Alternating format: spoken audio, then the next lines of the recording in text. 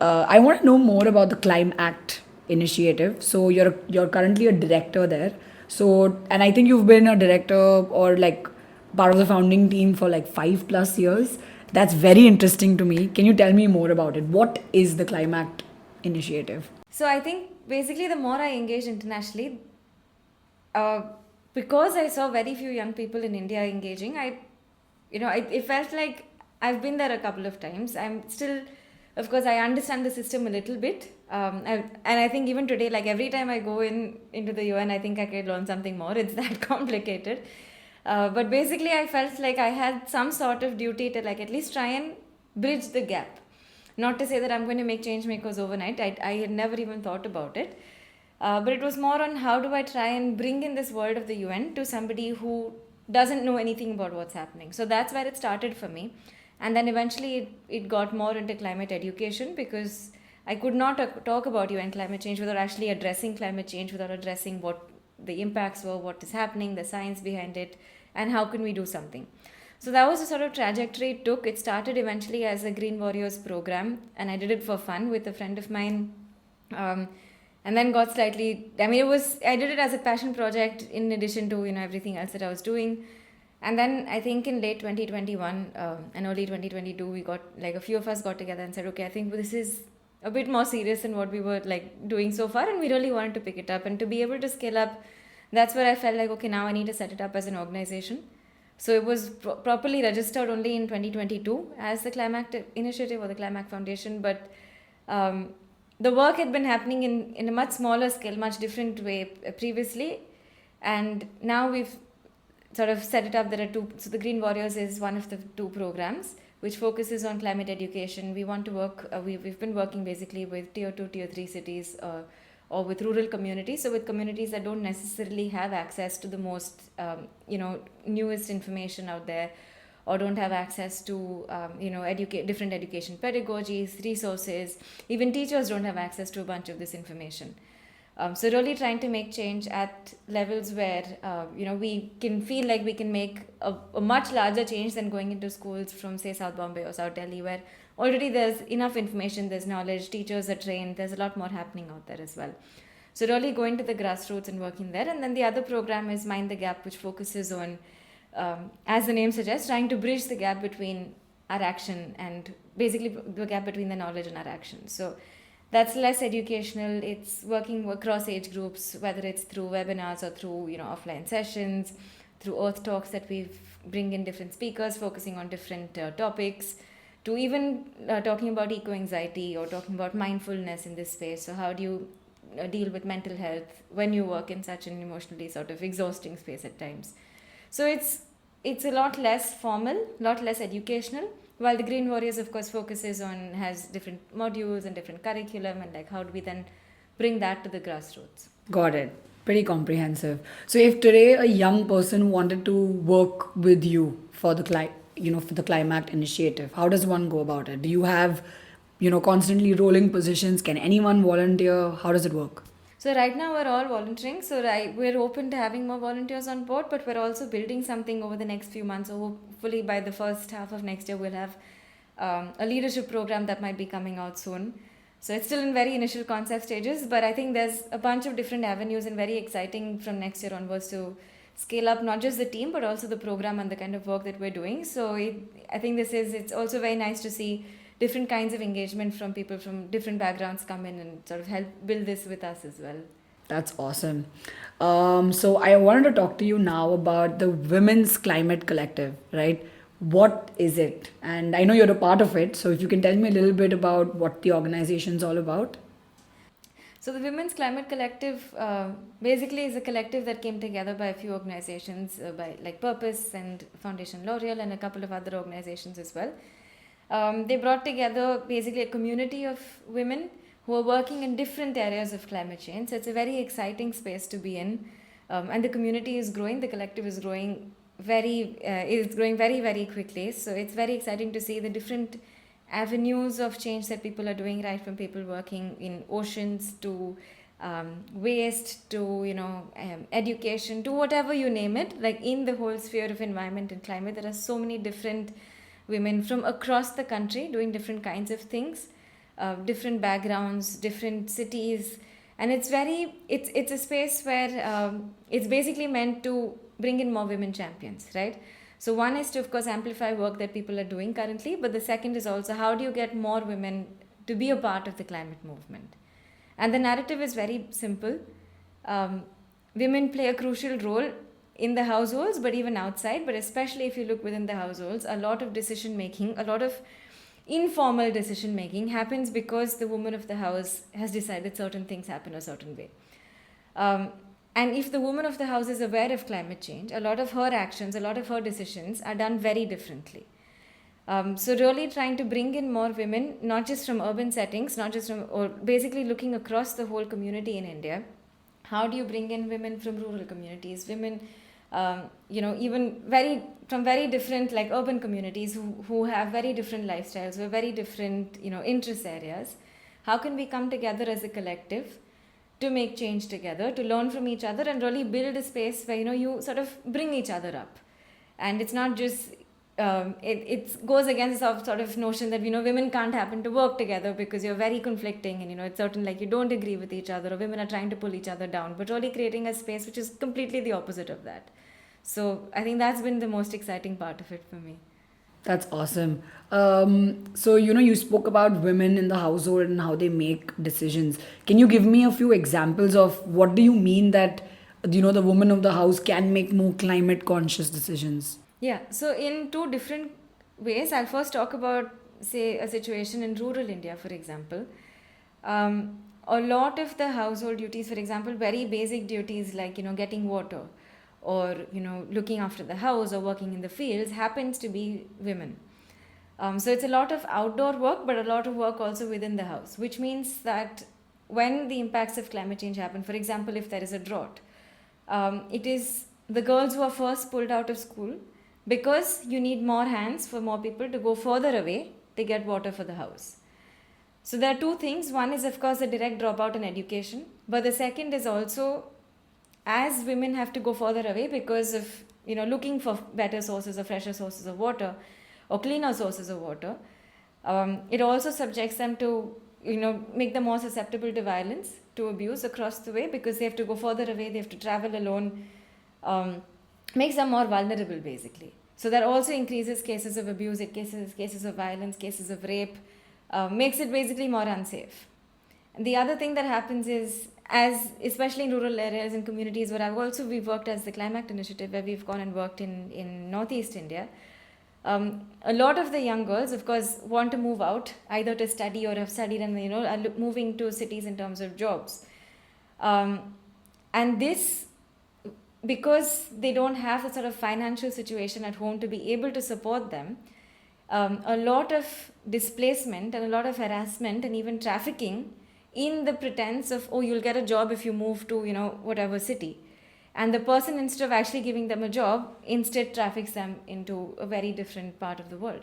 So this is a lot of, we're seeing more and more correlation with as the impacts of climate change, sort of get exacerbated, as we see farming is not going to be as, it's already like communities are feeling the pinch of it, which means that more people are dropping out from livelihoods in their communities to move out in terms of job.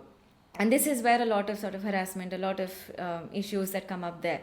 So there are different phases of climate change which you don't directly, you won't directly correlate displacement or trafficking to climate change. But there are climate impacts which sort of trigger certain issues as well.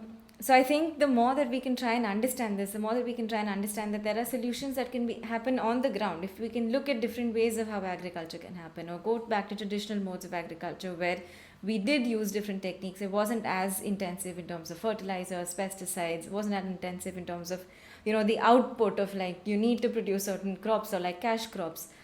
That is already sort of changing ways of working. So it comes at very different levels. And because women are working in the fields, women are working in the households, if they can understand this, if they can, correlate this to what is happening, it's not just an act of God, or it's not just one season which has gone bad. It really helps them to come up with solutions and take initiative and really come up with different ways of working as well. So they can also come up with alternate livelihoods. They come up with different ways of how you can do existing things of like, the innovation angle of it comes in as well. Again, very different, for example, coming to an urban household, where consumption, like what comes in, what kind of food is being made, what happens to the waste, what kind of education your child is getting. A lot of these decisions are made by the woman of the house. And if they understand the impacts of their actions on the environment and vice versa, the impact of the environment on their actions, it changes the way that they make decisions. For example, very simply put also, for example, like just saying that, okay, I'm going to compost my waste at home. Very small action. But this can genuinely happen if, they do understand that there is something that's going to, like, there is an impact of their waste, which means that you have to understand that first I'm generating waste which is probably not being treated anywhere. Two, making sure that, your kids are learning about certain things. They're all then basically moving from climate change as happening as a conversation far away, in a silo somewhere, in a room somewhere, to bringing it to a dinner table conversation, to trying and understanding what's happening across the world and linking it to different things. Decisions on what brands you're buying certain things from, or how often you're buying certain things, or what product you're buying, how is it packaged in. All of these smaller decisions and everyday day-to-day decisions of the house can immediately change if women understand what is happening, and if they can sort of make the change, and like if they know how to, they can take action. I think that's very interesting that you gave me a rural versus urban perspective. But I think, I don't think I've read a lot of angry people on the internet, right? And their amazing opinions, which is when people are troubled and when people are super poor and have many other underlying issues, like, rural urban setting alike, climate is not one of the things that ever comes to the forefront, because they're like, it's someone else's issue, or it's not that important. I have enough problems, I can't think about this. So is there any way that you, or any of the organizations that you work with, can contradict that sort of question? I think it's absolutely true. If you're fighting on a day-to-day basis to figure out where your next meal is going to come from, climate change is not your priority. And it shouldn't be your priority, because you have much more pressing, much more real issues to think about, rather than, ice caps melting somewhere. So I think that is very much true, but I think the question then comes in governance, or in policy making, or decision making. It's not just about fighting poverty or providing jobs, because the impacts of climate change are going to exacerbate poverty. It's going to bring in more issues in terms of people losing jobs, or people moving even lower in sort of the economic aspect. And it's going to move more people into poverty if we don't look at solutions in a more comprehensive way. And I think this is where decision making and governance plays a big role, is moving your focus, I wouldn't say moving your focus away, but I think broadening your focus and saying, what are the current issues? Of course, there's livelihoods, there's jobs, there is poverty reduction, but how is climate change going to impact all of that? For example, if there is a flood in a city, the first people that are going to be impacted by the flood are people who don't have homes. It's not people like you and me who have apartments or have different ways.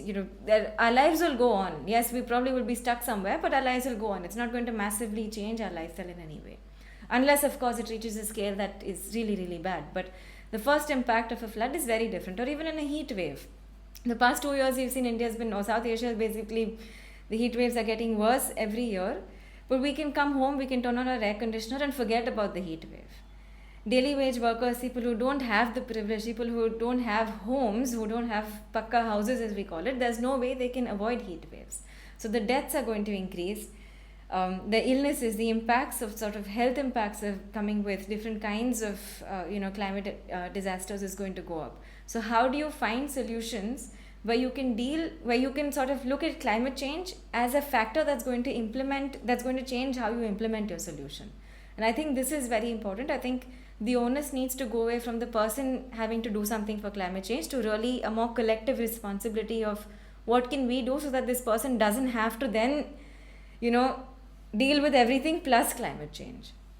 Definitely. I think that's a great answer. And I think a lot of practical solutions, I think, stem from governance and other related things. So thank you for, giving us that perspective. So we have discussed a lot of things that you've done in the climate space from a very young age. Is there anything more that you're doing? We spoke about the youth negotiators, we spoke about ClimAct, we spoke about Women's Climate Collective. Is there any other organization that you're a part of actively that we can speak about today? Well, I think there's a couple of just other things that I've been doing by the side, but I think these are sort of the big focus areas where most of my time and energy goes into. So I think we've covered a good chunk of that. Yeah, if you said one more, I don't know what I would have said or done, because this is seriously impressive. And I hope, Heeta, you take a moment and really give yourself a pat on the back, or maybe I'll do it after the episode is done, because we are so happy that you do all the work that you do. Thank you so much. Definitely. So I wanted to slightly touch upon your education, because you said that it started with a passion. You did formalize it a bit by with your masters that you did at Terry. So if you can give me a little bit about what prompted the change for you to get into your masters, and how was it? How was your experience? Well, so after the 12th, when we were thinking of what to do, because I studied science, most of my friends were either giving entrance exams for medicine or for engineering, and I didn't want to do either, which basically limited my options massively, because everyone was just like, if you don't want to do medicine or engineering, what are you going to do? Why did you study science? And I always wanted to do something in the environment. I just didn't know what. So I did sort of look at different courses, even at the bachelor's level. But then I think I also wasn't very confident at that stage to go like, okay, this is what I want to do, because I was already sort of then narrowing down quite a bit. And I thoroughly liked biology. Like, that's the one part that I really enjoyed studying, and I wanted to do it a bit more. So that's how I got into life sciences.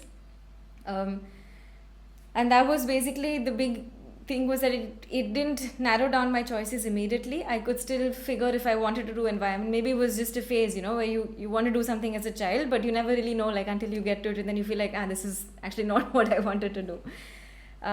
But I think that still stayed with me. So after 3 years after my bachelor's, of course, I think that stayed. And then by then I knew that I wanted to study environment. So making a decision for what to study for master's was lesser of a concern than it was 3 years before that.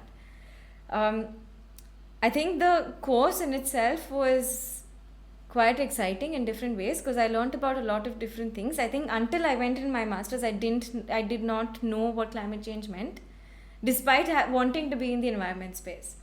So this is, it's probably me that I didn't read enough, but it's also a systemic issue where we're just not, like, the word climate change is not brought into formal education system, or wasn't. Now it is changing, but it wasn't brought into education systems as well.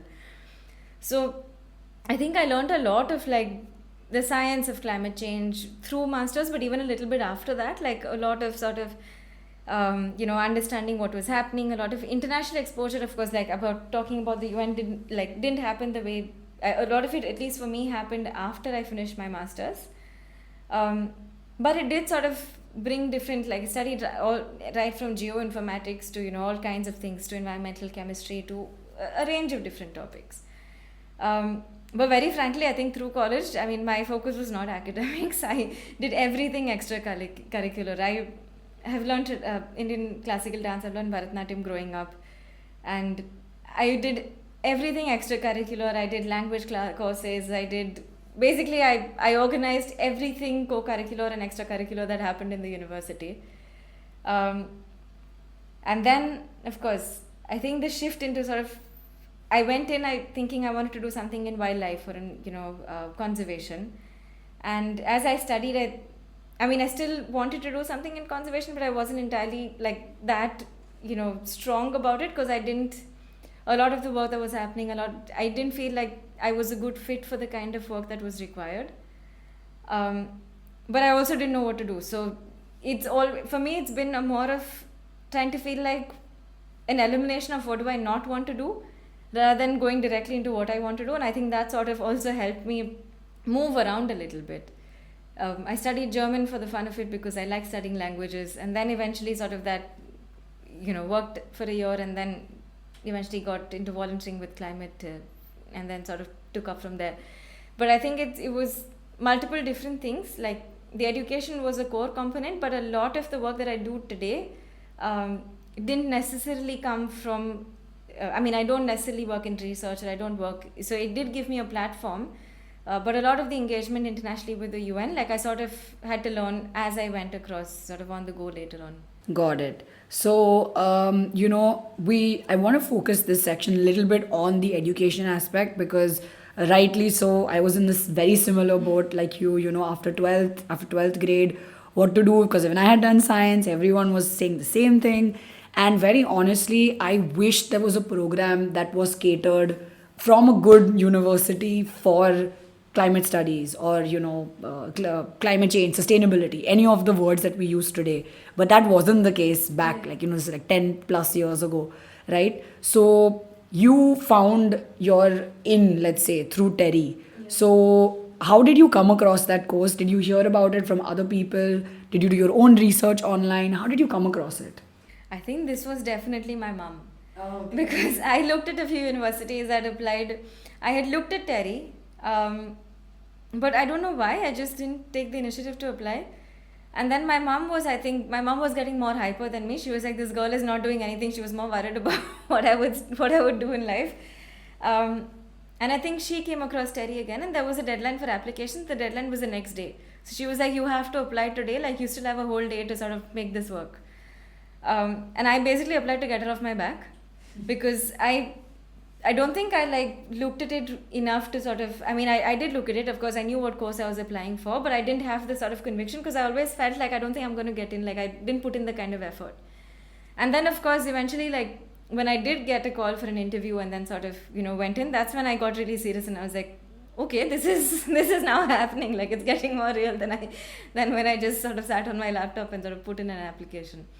So I think that was one of the sort of thing. But of course, Terry, the institute has had so many years of history of, being a pioneer in the space of climate, in the space of sustainability in India.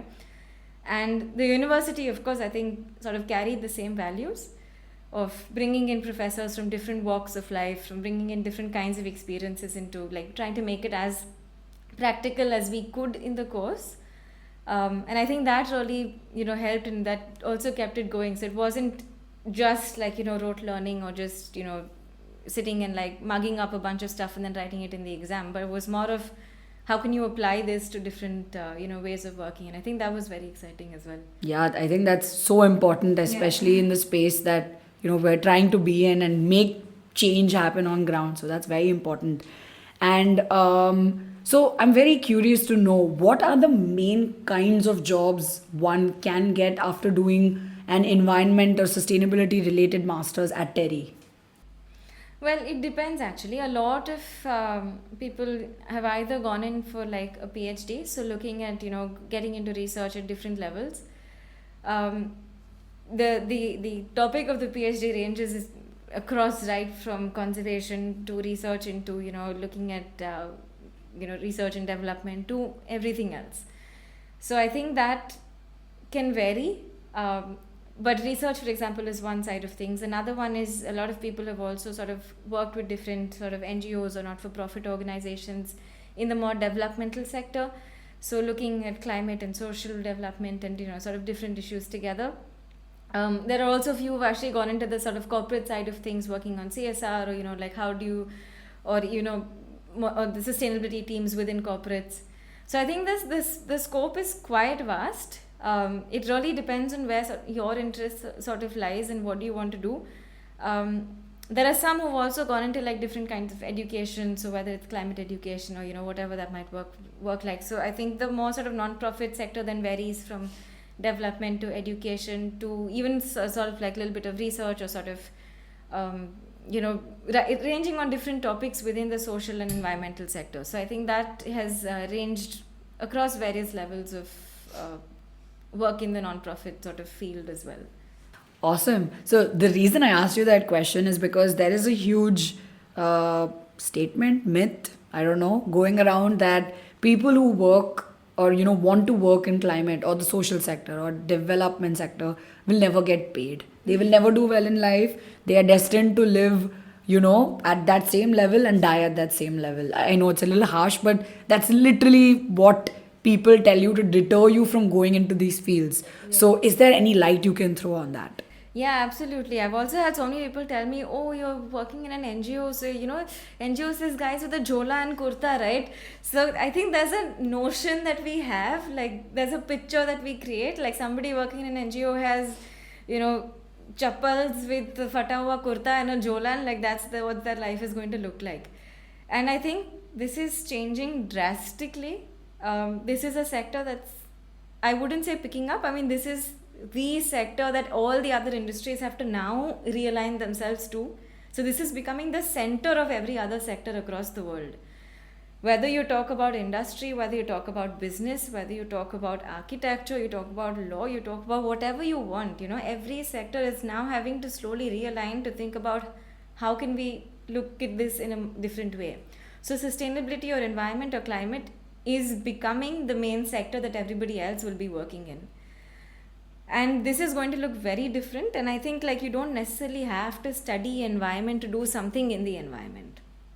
You could, for example, study architecture and work on green design, green buildings, looking at different how do you use different materials in buildings that are eco-friendly, or it's not as intensive in terms of cement or whatever. Even the cement industry in itself is actually moving. They're trying to, how do you decarbonize cement? Because cement is known as one of the worst industries, the most polluting industries.